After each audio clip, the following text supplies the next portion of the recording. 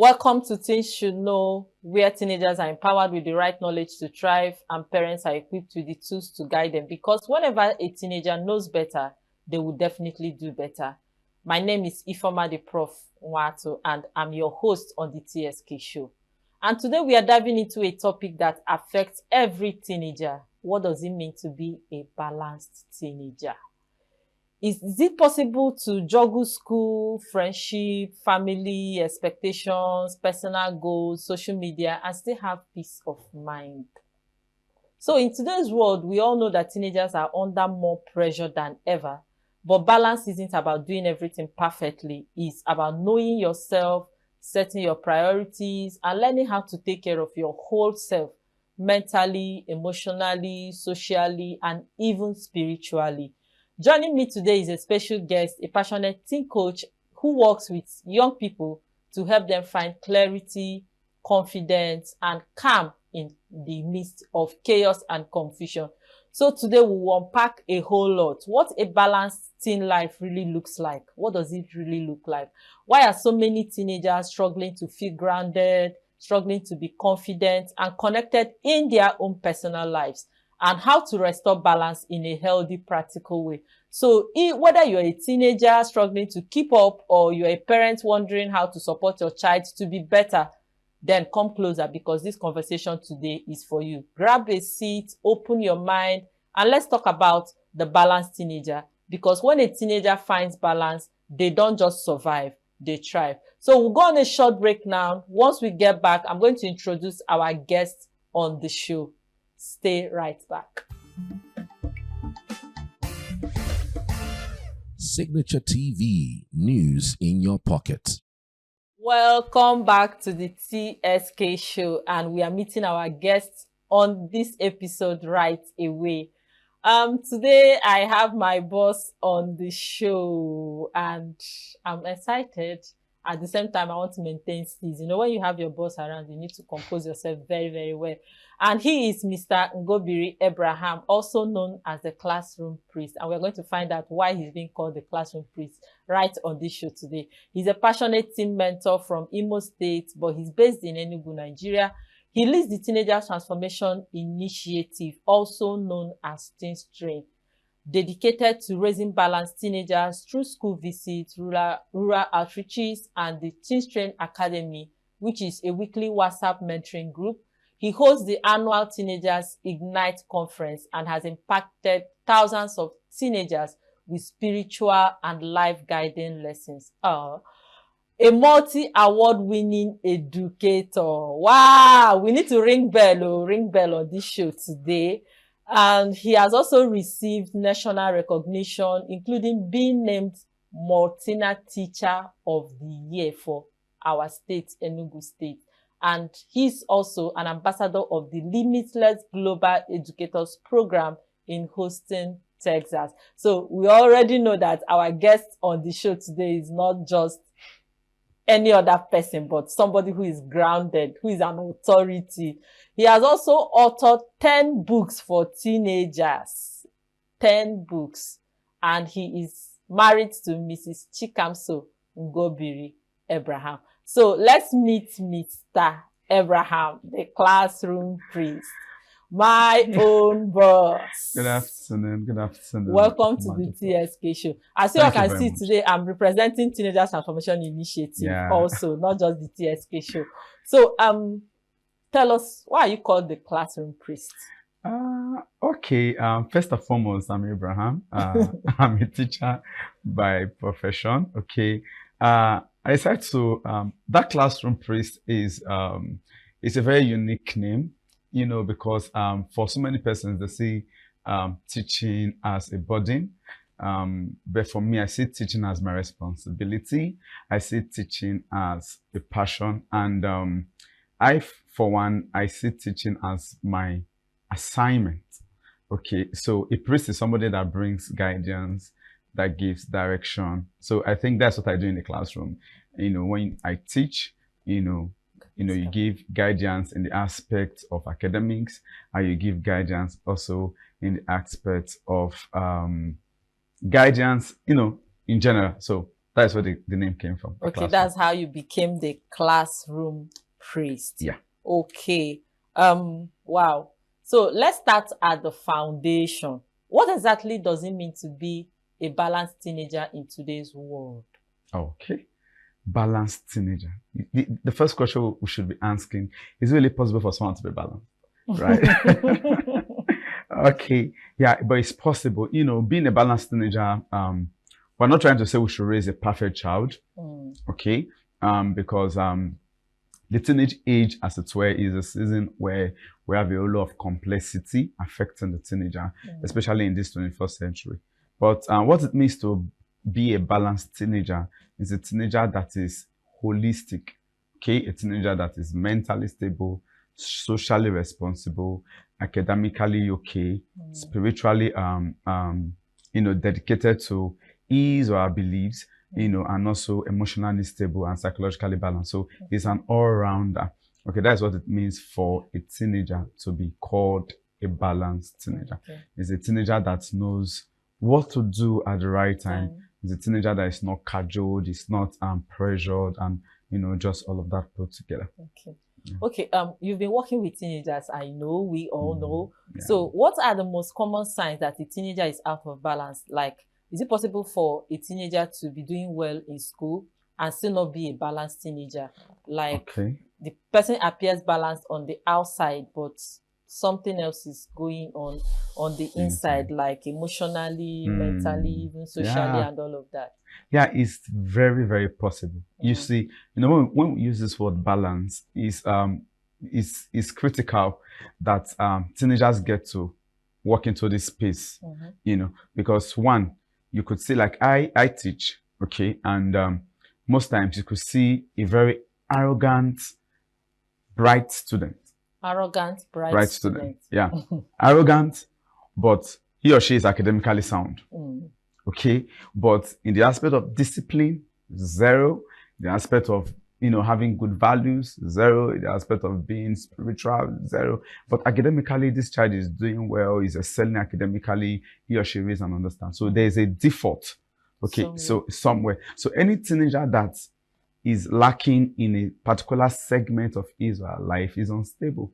Okay, for instance, a teenager that has issue with self-esteem, okay, but goes to church, loves God, is considered an unbalanced teenager because there's an aspect that is lacking. So we can actually see when a teenager is not balanced by the actions, by interactions, is what they leave out. You just know that. But when you listen to a teenager talk for 20 minutes, you can easily say, oh, okay, this teenager has deformity in this aspect, they could have area of strength, but they could also have deeper area of weakness. Yeah. Okay. We've talked about balance in areas like schools and emotions. Yeah. But what about the spiritual side? Okay. And I want you to tell us how important it is for a teenager to be spiritually grounded in this journey of being a balanced teenager. Okay.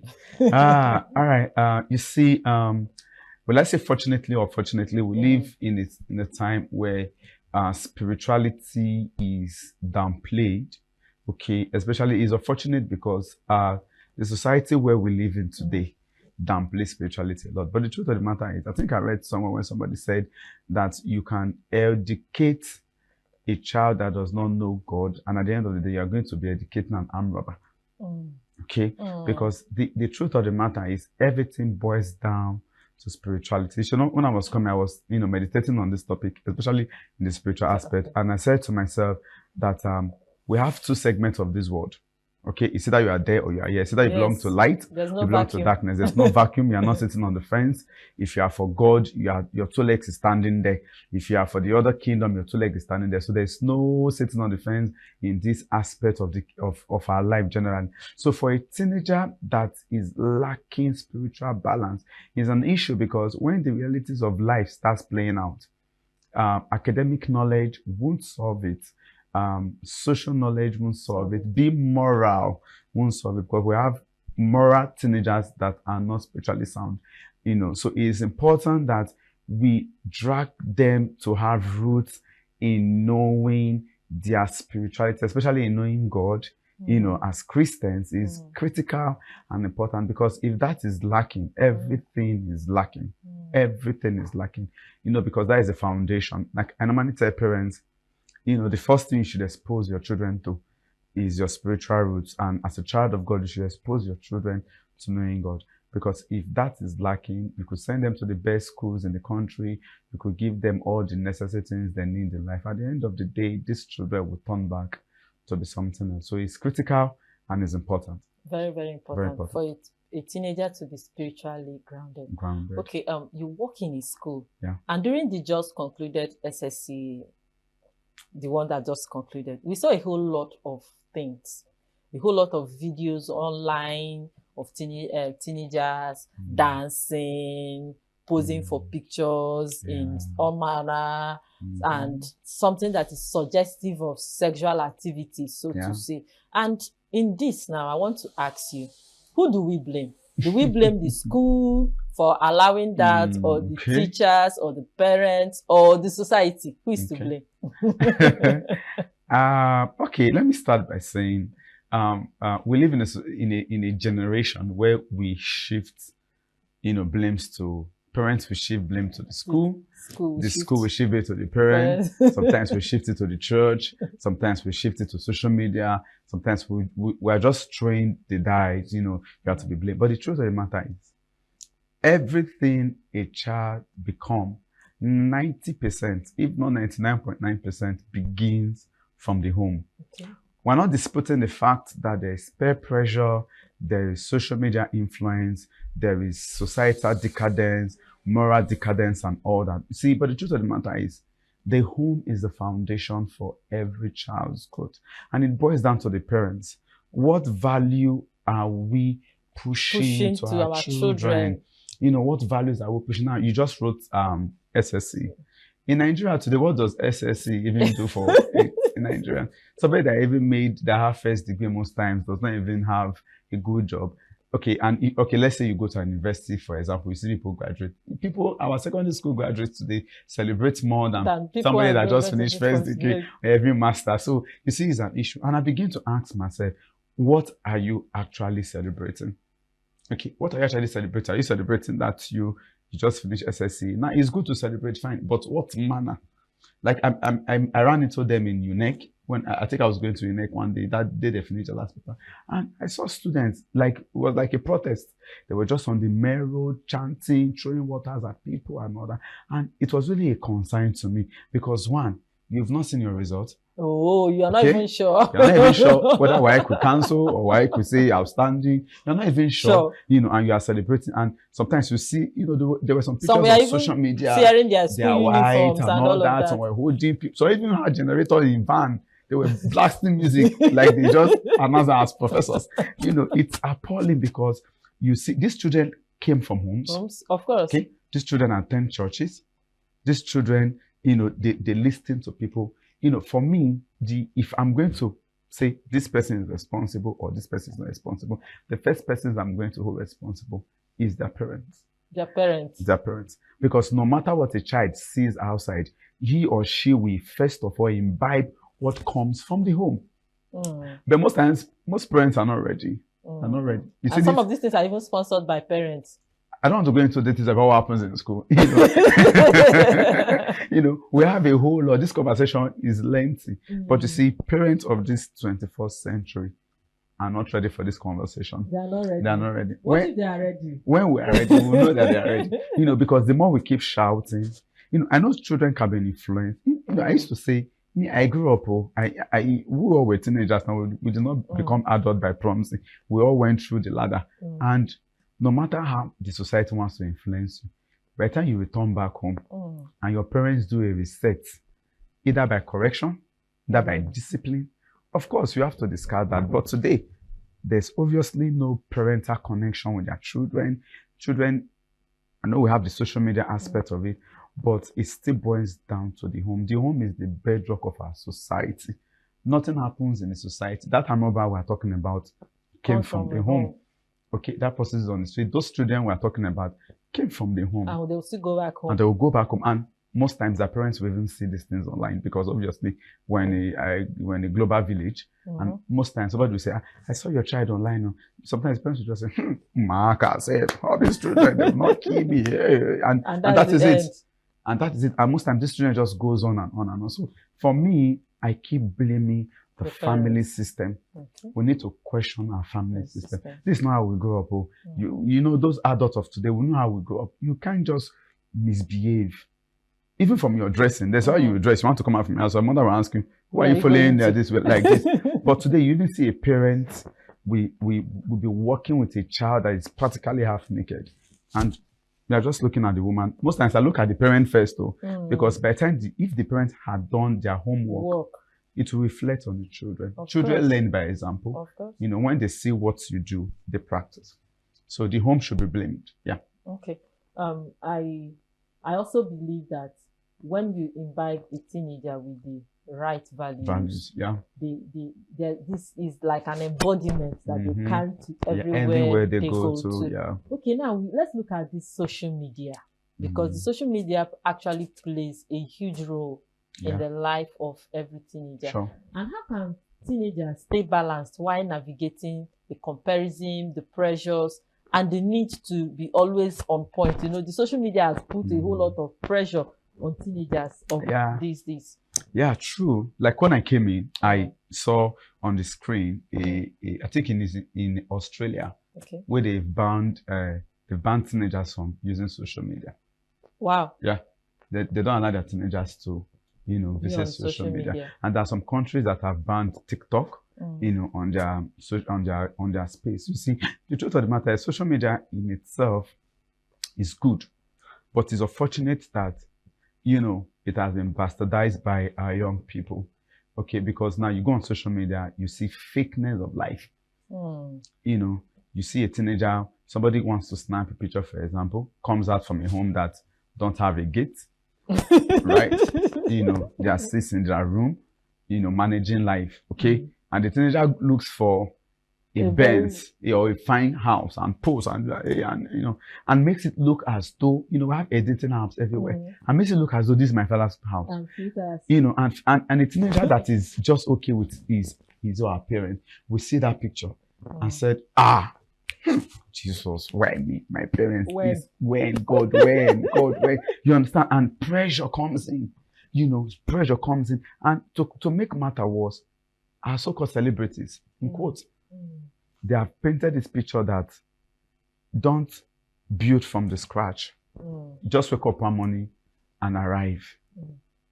Okay? They've made us believe that there's no dignity in labor. Everything is on the fast lane. You know, people come on social media, like we've seen so many scam vendors, for example. They tell you, I started doing this business with 15 naira, and before you know, and bam. And a teenager that have been struggling, trying to build, you know, we normally say dignity in labor, but society have made it, social media in short, have made it look as though there's no dignity in labor. In short, if you are trying to build from the scratch or wasting your time as a teenager, this thing is fast. And many teenagers have bought into it. Should we talk about the examination and practice we have today?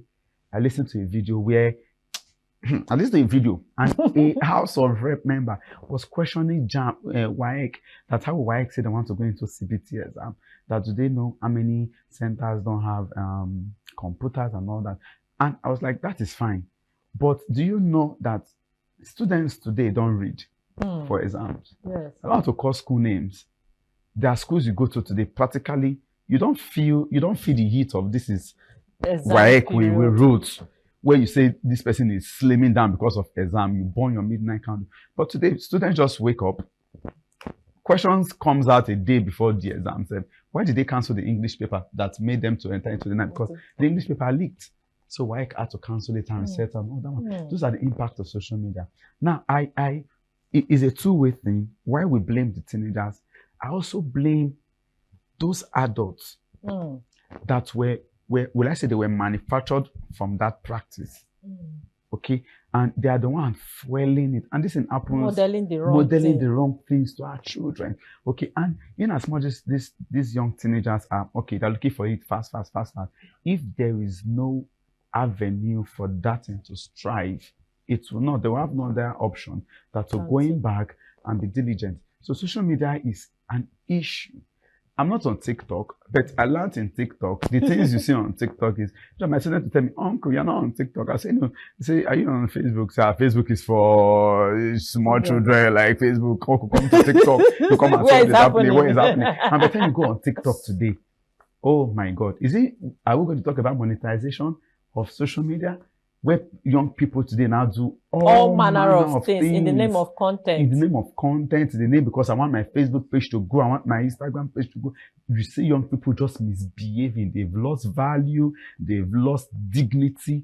Nobody is thinking about nothing again. Everybody now, you see somebody drowning. Normal. You see somebody going through accident. Instead for people to run out, you see people carry phone. Pew! They want to create I'm content. here now.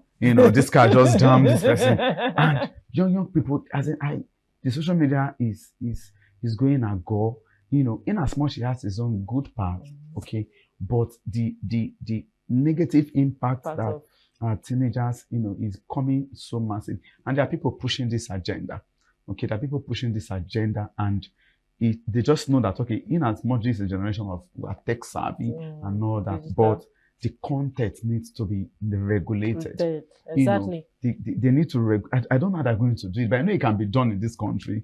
Okay, where in other developed countries, like I mentioned Australia just now, where they've told that teenagers should not be on social media. Okay, it should not be on social media. So all of these things are things that is an issue. Students don't read today. Students can spend hours online jumping from one app to another. But give that student a book to read. They'll just get lazy about it. Oh, wow. What an interesting conversation so far. We've uncovered that balance for a teenager isn't about grades, goals, or being busy. It's about wholeness of the mind, of the body, emotions, and even spirit, all working together in harmony. I'm also reminded of this quote: you can do your best from a place of burnout. You thrive when you are balanced. So if you're a teen watching and feeling off track, or a parent wondering how to support your child, you are not alone. There's a way forward, especially in this time of social media where a whole lot of people are parenting children. Because I know that during our time, your parents will parent you, another parent will parent you well. But now people who are parenting other people's children are parenting them wrongly. And many parents who are not direct biological parents of other children, they go with the line of minding my business. And everything is just going wrong. So we'll take a short break now, but stay with us, because once we return, we will break down practical steps and daily choices that can help in building and becoming a balanced teenager. Please do not go anywhere. We'll be right back shortly.